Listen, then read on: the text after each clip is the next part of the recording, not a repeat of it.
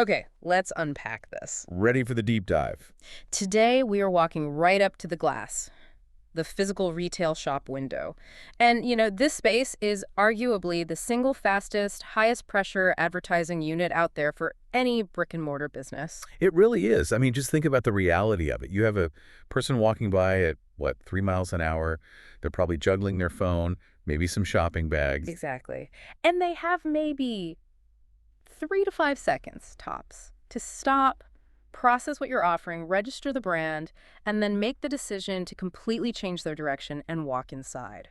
That conversion challenge is, well, it's absolutely insane, especially when you put it up against the digital world. Oh, for sure. Online, we can track everything, right? Scroll depth, we measure milliseconds, we can A/B test every single headline and call to action until it's perfectly efficient. But in physical retail, the window is your landing page. That's it. And if that landing page fails to load, which, in this context just means it fails to communicate clearly and instantly, that customer is gone. They're past the threshold and they are never coming back. And that high-stakes environment is really what brings us to our mission today. We're diving into a real-world case study of a clothing store. This was an established business, but it was underperforming a lot. And this was despite having great products and a prime location, which is key. Right. They didn't need some huge, expensive overhaul. What they needed was targeted, almost surgical behavioral science applied directly to their signs and their display strategy. And the whole diagnosis really started with one stark number. The store's baseline retail marketing effectiveness score, or RME score, was a pretty dismal 25 out of 100. 25, that is almost the functional equivalent of 0 in terms of effectiveness. Before we go any further, maybe we should clarify what that RME score is actually measuring. We should, yeah. Because it was the metric used to validate this whole thing. So what's in it? It's a composite metric. It's not just counting how many people walk by. It's measuring the quality of the interaction. So you've got things like dwell time. How long do people actually stop and look? Okay, so engagement. Exactly. Then there's offer comprehension, which they tested with quick recall surveys. And of course, the big one, conversion rate, the ratio of people who look at the window and then actually enter the store. And the last piece. The clarity of the visual hierarchy. Basically, does the eye know where to go? Yeah. So a score of 25 signals that, people might see the window, but they fundamentally don't understand the offer or feel any reason to act on it. So there's this huge gap between just being visible and actually being actionable. A massive gap. So the goal was never about making the window look, nicer or just louder. It was about using these very specific, measurable levers from the diagnostic report to close that gap. Stronger visual hierarchy, ultra-clear messaging, reducing what we call cognitive load, and adding some actual actionable persuasion cues. And the beauty of this whole intervention is just how quantifiable the success was. That jump from a 25 to a 39, it's a 14-point increase. Which represents a 56% successful outcome achieved in overall effectiveness. It's a variable. No, it's empirical evidence. It shows that when you apply these behavioral science principles with real precision, even to something as simple as where you stick a vinyl sign, the result is a predictable, measurable improvement in your actual business metrics. Exactly. But what's really crucial to establish right away is that the store wasn't failing because they were, lazy or not trying. They had what the report called baseline, strong ingredients. They absolutely did. The foundation was actually pretty robust. So what were they doing right? Well, their first strength was a non-negotiable in retail. High contrast visibility. We're talking about those classic, almost aggressive sale signs, bright red backgrounds with big white or yellow text. The ones you can't miss. Right. Phrases like Sell the STV, which is summer sale, and Scanti Fino Al 50%, discounts up to 50%. From a distance, they did the first job. They drew the eye, they stopped the gaze. They were intention grabber. Okay, so they won step one. They got the attention. And their second strength was tangibility. The sources mentioned they used mannequins that were styled meticulously in these complete coordinated summer outfits. And that is such a critical psychological shortcut, isn't it? It is. The customer doesn't have to do any of the work. None. They can immediately visualize the full outfit, the shoes, the accessories, the fit, and that lets them imagine themselves wearing it. You're solving that "what would this look like on me" problem right there on the sidewalk. Which has to reduce a lot of the internal uncertainty. A ton of it. And third, they were at least attempting to use some pretty powerful psychological levers, specifically urgency cues. Right. They were using phrases like offerta speciale, special offer, and ultimi pezzi. which means last pieces. These are clear attempts to trigger faster decisions to leverage that scarcity principle. So on paper, it sounds pretty good. You've got the high contrast, you've got the visualization, and you've got this attempt at urgency. They had all the right raw ingredients. But the total effect was minimal. The execution of those ingredients was where that effectiveness score just cratered down to that 25 out of 100, and that's what we need to unpack. We have to understand why those good intentions completely failed to translate into actual foot traffic. So strong ingredients, but a total failure to launch. Here's where it gets really interesting, because now we pivot from what they had to diagnosing the actual breakdown. We're analyzing why all that effort led to such a poor score. And this is section 1, identifying the conversion blockers. The report didn't just point fingers. It identified 5 key frictions. And these frictions, either on their own or altogether, are enough to just kill a walk-by conversion. And it's important to remember these probably don't feel dramatic to the store manager, right? They probably seem like minor details. Exactly. But in a high-speed attention economy like a sidewalk, they are absolutely lethal. So let's start with the most common sin in communications, whether it's digital or physical. Blocker 1, information overload, and cognitive load. This was, without a doubt, the biggest finding. It was the main driver of that low RME score. The store was effectively fighting with itself. It was shouting 4 different things at the same time. So you had the scarcity, the summer sale. Right. But then you also had scanty fino al, 50%, plus a really generic offered especially, and a confusingly placed ultimi pezzi. That is just the definition of visual noise. It's like opening 15 browser tabs at once, and they all start auto-playing different music. That's a perfect analogy. When your brain gets hit with too many things at once, read this sign, process this discount, calculate the value, check the stock, it just floods your short-term working memory. That's cognitive overload. That's it. It overwhelms you, it creates confusion, and it massively dilutes the main takeaway. So when the mental effort it takes to simply understand the offer is too high, the easiest, most efficient decision for your brain is to just conserve energy and keep walking. The complexity of understanding the deal completely canceled out any desire to engage with it. 100%. And while that cognitive load was sky high, the actual aesthetic was undermining the product itself. Which brings us to blocker 2, poor sign positioning. Yeah, this speaks directly to the bad execution of those strong ingredients. Yeah. The report pointed out that these, poorly cut rectangular signs were just placed carelessly. They were partially covering the heads of the mannequins. Oh, the classic. Or covering the best features of the clothes they were trying to sell. And then they had these circular signs that were meant to highlight a deal, but they were placed way too low, way below the natural eye line. So they were just easy to miss. I mean, if you're spending thousands of dollars on inventory and visual merchandising, and then you slap a cheap piece of paper over the most important part of the product, you're destroying the very tangibility you worked so hard to create. Exactly. The sign, which is supposed to help you make a sale, is actively making it harder to see the items on sale. You're creating visual friction where you need visual flow. The customer can't get a clear picture of what they might want to buy. And if they can't see the full picture, they're forced to take an extra step, which is blocker 3, no explicit call to action, or CTA.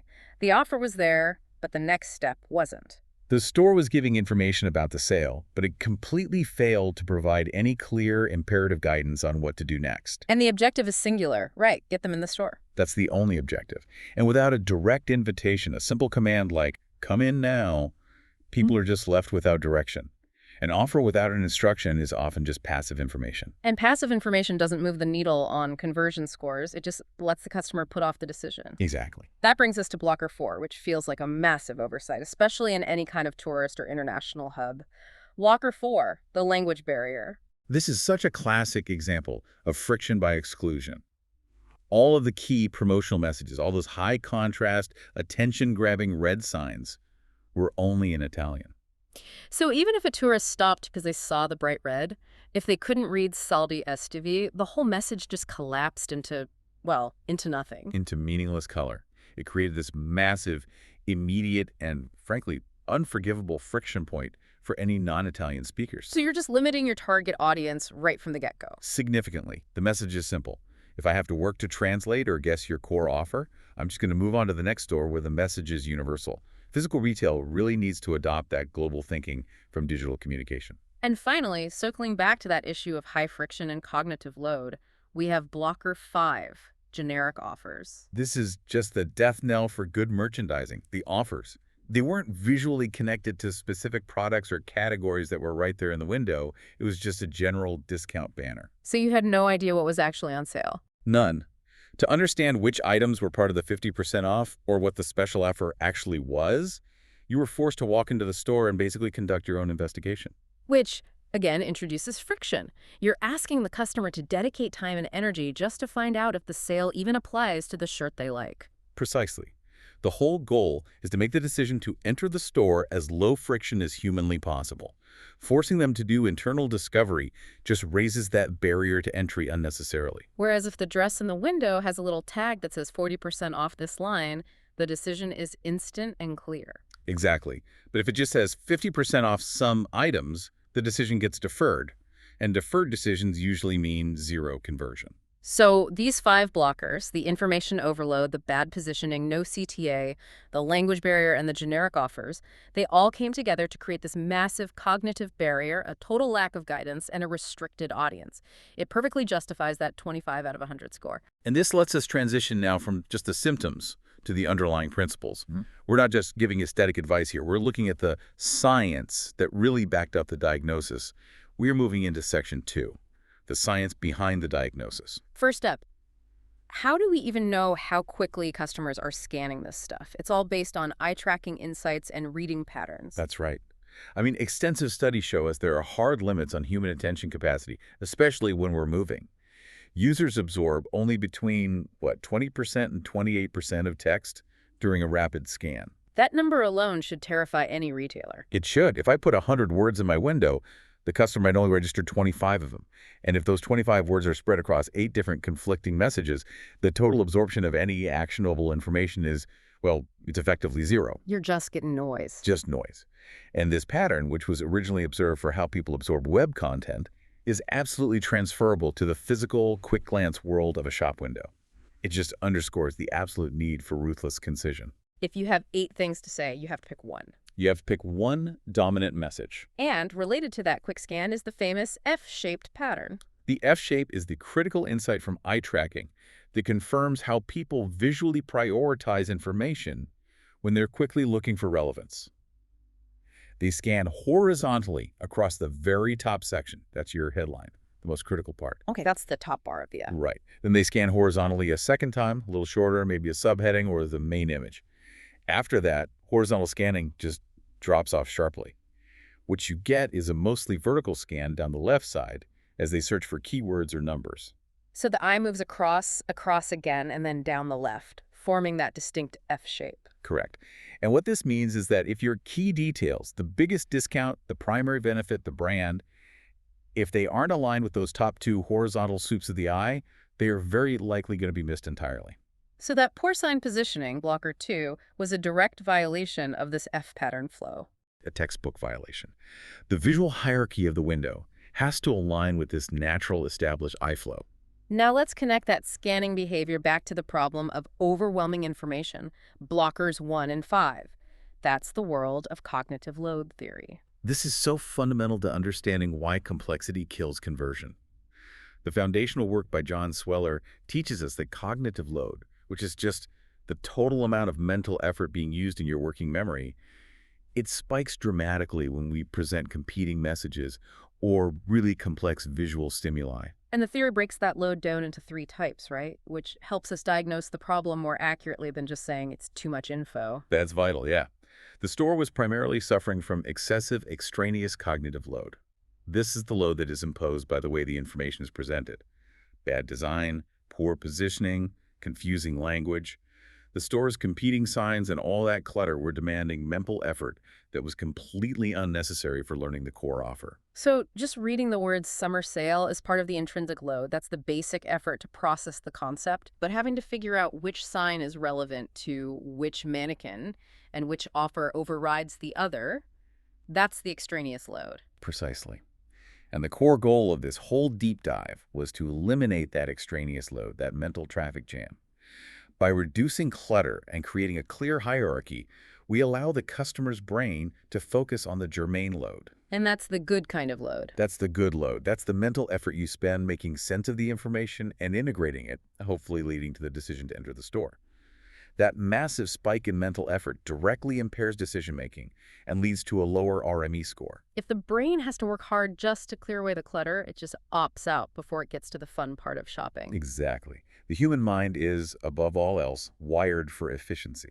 And finally, let's address the psychological trend the store was trying to use but failed to execute on. Psychological triggers, scarcity. Ah, the scarcity principle. It's one of the most powerful levers in all of persuasion. The classic Worchel study from '75 demonstrated that when an object's availability is seen as limited, its perceived value and desirability just shoots up. That's the cookie jar study, right? That's the one. Participants valued cookies far more highly if they were taken from a jar with only 2 cookies versus an identical jar that had 10. It's the FOMO effect in action. Limited availability or time-sensitive offers create urgency, which enhances desire. And the store had the right idea with Ultimi Pezzi. But the execution was just so generic and passive. Scarcity needs to be specific and tangible to really work. Saying last pieces is so much less effective than saying only 7 items left in this look. Because the latter is specific, it's measurable, and it feels immediate. Right. The science validates the need for urgency, but the implementation plan has to move from just a vague suggestion to real precision. Okay, so the diagnosis is complete. We know they had high contrast chaos, cognitive overload, and these generalized scarcity attempts.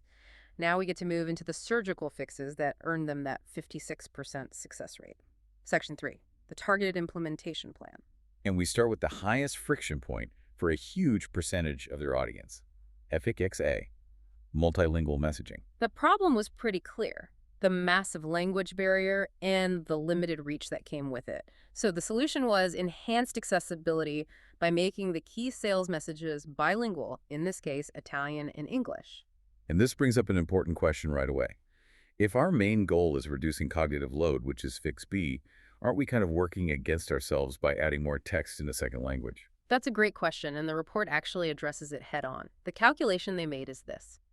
The cognitive load caused by not understanding the message at all is infinitely higher than the tiny increase in effort needed to process 2 short lines of text instead of 1. So you're swapping the massive friction of non-comprehension, which guarantees 0 conversion. For the very low friction of guaranteed comprehension, which leads to higher conversion, it's a net reduction in overall cognitive friction. That makes sense. And the practical application was smart. They kept Italian as the dominant local language to maintain that local feel, but added a short English translation underneath in a smaller supporting font. So you're balancing accessibility with local identity. Perfectly. The visual transformation of the signs looked like this. The main headline became Saldi Estivi Summer Sale, and the main offer was Sconti Fino al 50% P to 50% off F. They just cleanly eliminated blocker 4. It's a perfect example of a low-effort design change yielding a really high-impact result. It immediately broadens your reach, and it validates the customer's decision to stop and look in the first place. Right. Next up is maybe the most disciplined fix, aimed right at blockers 1 and 5. Fixes B, consolidate into one primary message. This is all about tackling those fragmented messages and the high cognitive load. This is where we introduce a unified, clear hierarchy on the physical glass. We have to choose one dominant promise, the single most compelling reason to stop, and then organize all the other information strictly underneath it as supporting detail. You're basically creating a visual sales funnel right there on the window. Exactly. A funnel that respects the customer's tiny attention span and that F-shaped reading pattern we talked about. So what was the recommended hierarchy? Because the discipline here seems key. 4 very specific levels to force that structure and reduce the mental effort. Level 1. The main headline. This is your dominant promise, positioned high up, aligning with that first horizontal eye sweep. So, summer sale, Saldi Estivi. It just sets the context. Okay, level 2. The main offer. The specific value proposition right below the headline, catching that second horizontal eye sweep, up to 50% off Scontifino L, 50%. This is the anchor point for the value. Then what's next? Level 3. One supporting hook only. And this rule is non-negotiable. You get one piece of supporting information to drive urgency or breadth. So, for example, limited time deals across all departments, or a concise scarcity cue like last pieces. But that's it, no more. And level 4 is the action. Level 4 is the call to action, CTA, the direct command. Come in today, Entra, Ora. The power of that structure is that it forces the store to make the hard decisions about what's most important. They can't just shout everything. They have to strategically pick the most powerful message first. It's ruthless editing applied to visual communication. By enforcing this hierarchy, we just dramatically reduce that extraneous cognitive load. The main takeaway becomes instantaneous. This is a sale, and I can save money. Everything else just supports that, leading directly to the final action. And that final action is what we address next with FXXC. Add a clear CTA. We've done the work to clarify the offer and reduce the load. Now we have to actually tell them what to do. Right. Blocker 3 was that lack of explicit guidance, the inertia killer. The solution is so simple. Just one short, inviting, and actionable CPA. This is the crucial step that validates all the attention you just earned and turns interest into actual foot traffic. You want to make that next step feel trivial and rewarding. Exactly. And the bilingual examples in the source material are great because they're direct, they use urgency, or they focus on the benefit to the customer. Give me an example. So a direct imperative invitation could be, enter now, find your summer look. It links the action, enter now, to the desired personal outcome, find your look. Or you could offer a lower commitment action. Right, something like try it on in-store today. That reduces the pressure of having to buy something and focuses instead on the experience. And you can also leverage that specific scarcity we talked about. For sure.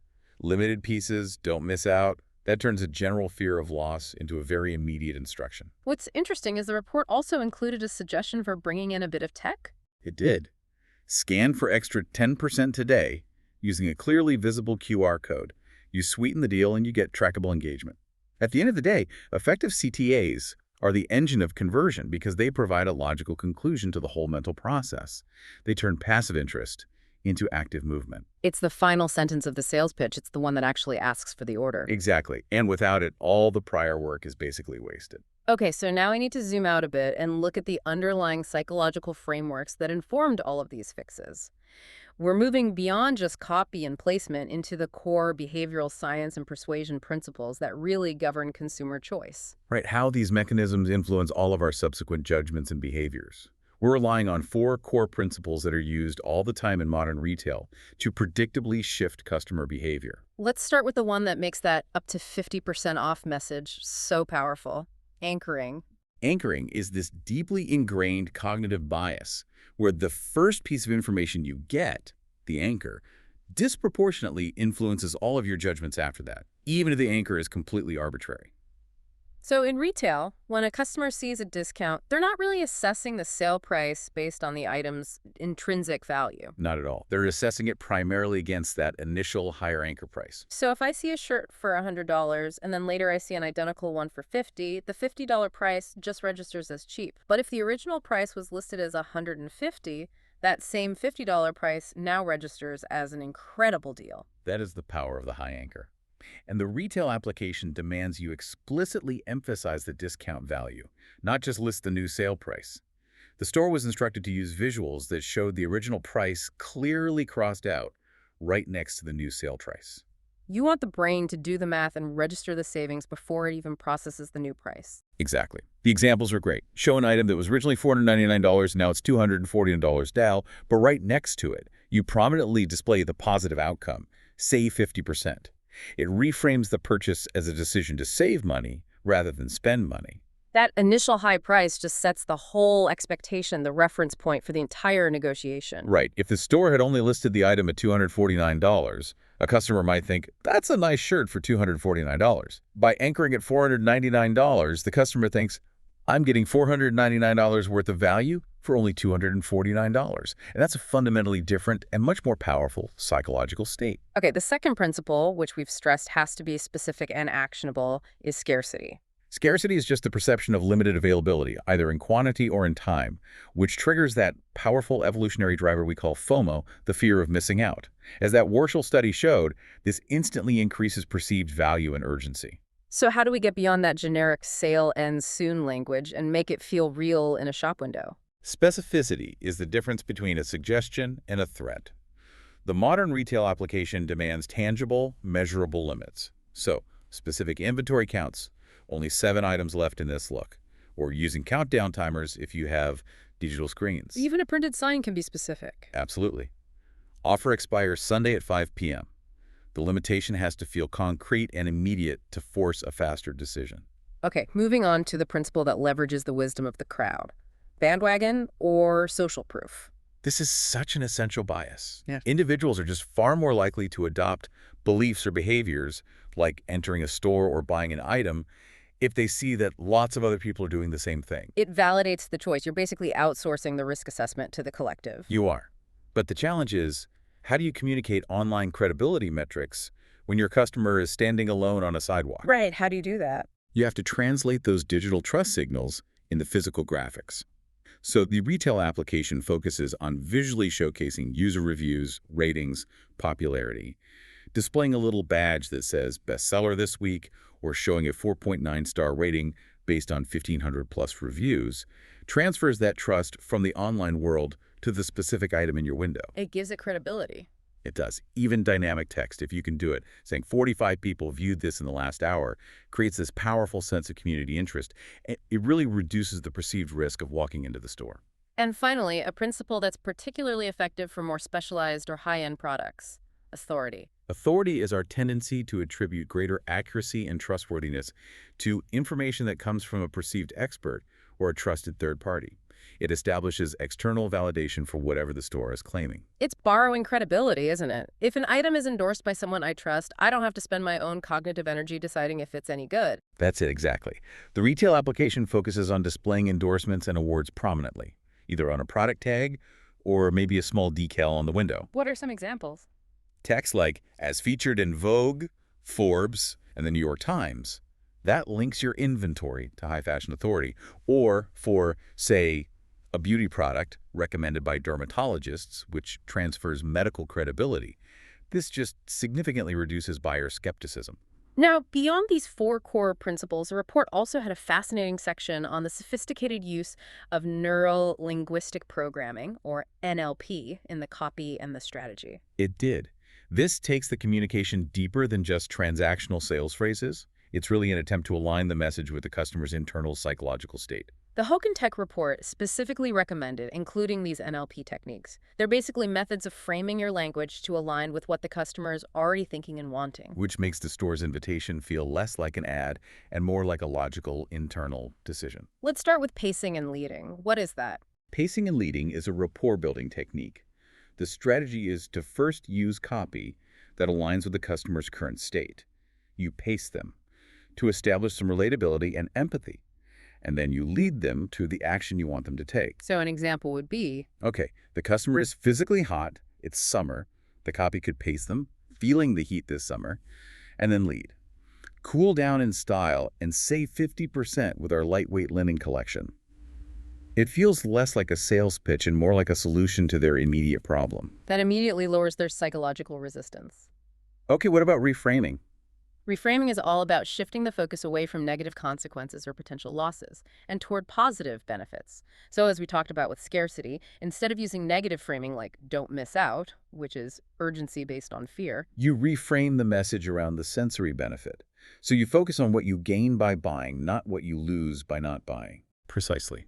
You reframe the message to something like, feel the summer heat in comfort and style with our lightweight and breathable fabrics. This focuses the customer's energy on the positive experience, linking the purchase directly to physical comfort and social confidence. the third element mentioned is highly relevant to a physical display: the use of representational systems. This is so crucial for physical retail. NLP teaches us that people process information primarily through visual, auditory, and kinesthetics, so feelings, movement, touch systems. The window display was already using strong visuals, the colors, and the products. The fix was about enhancing the kinesthetic and visual systems. So kinesthetic is about touch and feel. How does a window communicate that when the customer can't physically touch the fabric? Through visual cues and specific copy that evokes the feeling, using words like luxurious texture, soft feel, or breathable fabrics, and the visuals themselves, mannequins in motion poses, clean lines, inviting textures, they're all designed to make the customer want to physically interact with the items. Which means entering the store. Exactly. It's an immersive visual experience that's designed to trigger the sense of touch. And finally, the NLP principle of well-formed outcomes. This is just about ensuring your language frames the desired outcome clearly, measurably, and positively for the customer. The offer itself, up to 50% off, is a really powerful, measurable outcome. The NLP framing just reinforces this. How so? It makes sure the copy is explicit that this is a clear and measurable path to get a great deal on our collection and save on your budget. It removes any ambiguity about the benefit and just reinforces the clarity that Fixby established in the first place. What's so fascinating about all this is that the entire intervention was completely disconnected from supply chain, inventory, or pricing. It was purely about changing the presentation and the framing of the information. It's the difference between having excellent data and having data that is structured to compel action. You can have the best offer in the city, but if it requires too much mental effort to process, it will fail every time. Which brings us to the final physical implementation stage, creating the definitive structure. Section 5. The recommended window, blueprint, and final outcome. This is the visual structure that ties the F-shaped reading pattern, cognitive load theory, and the bilingual CTA all into one cohesive unit. The blueprint details a visual hierarchy that's optimized entirely for that quick scan. It emphasizes a vertical structure based on all that eye-tracking data. You have to think of the window not as a canvas for posters, but as 3 distinct horizontal zones of action and information. Let's start at the top, where, according to the F pattern, all the attention is highest and the processing is immediate. That's the top third, the attention zone. It's designated exclusively for the bilingual headline and the main offer. This has to be the highest contrast, largest text, aligning perfectly with those first 2 horizontal eye scans. So, Saldi STV summer sale and up to 50% off, clarity and size are everything here. Paramount. This area answers the immediate question. What is the dominant promise? Okay, moving down to the middle third, the understanding zone. This is where the product story lives. This is the product validation zone. It houses the mannequins, the visual presentation of the items, and critically, the blueprint mandates that no large signs should ever obscure faces or clothing in this zone. This protects that crucial tangibility we talked about. So this is the direct fix for Blocker 2. It is. The only text allowed here should be small, product link tags, maybe 1 to 3 concise tags, that link the offer above to the specific product below. Something like linen sets or dresses, limited stock. That keeps the visual flow really clean while letting the customer quickly connect the abstract offer of 50% off with the concrete product, the dress they actually want. Precisely. It facilitates that good cognitive load, the helpful processing, without introducing any of that extraneous noise. And finally, the most critical section for conversion. The bottom third, the action zone. This area, which aligns with the end of that F pattern scan, is dedicated entirely to driving immediate action. This is where your level 3 supporting hook and your level 4 CTA have to be placed. So things like enter store today or offer ends Sunday. Right. They also strategically recommended placing the QR code for that scan for extra 10% offer here because it's the final low-friction step that guides the customer's foot right into the store. This blueprint is really the culmination of the entire diagnosis. It imposes clarity over chaos, it respects the natural way our eyes scan information, and it places the actionable prompt exactly where the mental decision process is designed to end. And the resulting impact is powerful because, as we stressed, the changes were never about increasing the volume of marketing spend. It was all about increasing the clarity and reducing the cognitive friction. And the result was moving the needle from an inefficient 25 out of 100 to a much more functional 39. Which is a measurable, verifiable improvement in conversion metrics driven entirely by science-based strategy. A 56% successful outcome achieved just by organizing the chaos, implementing bilingual access, and telling people precisely what to do next. That's an incredible lesson in leveraging psychology over just sheer volume. It really highlights the difference between having great inventory and high contrast signs, which are just strong ingredients, and achieving actual effectiveness, which only comes when those ingredients are presented strategically using these established behavioral principles. So as we wrap up this deep dive, let's synthesize the core takeaways for you, the listener, whether you're working on a retail display or, frankly, just an internal memo. First, remember the principle of clarity and hierarchy. The difference between having strong ingredients and achieving effective communication lies entirely in prioritizing. If you're communicating everything at once, you're just overwhelming working memory, and you're effectively communicating nothing. Discipline is everything. Second, in these fast-paced contexts, like a walk-by scenario, small, seemingly insignificant frictions are fatal to conversion. A language barrier, an ambiguous offer, a sign covering the product. Any one of those can be enough to raise the cognitive barrier past the point of action.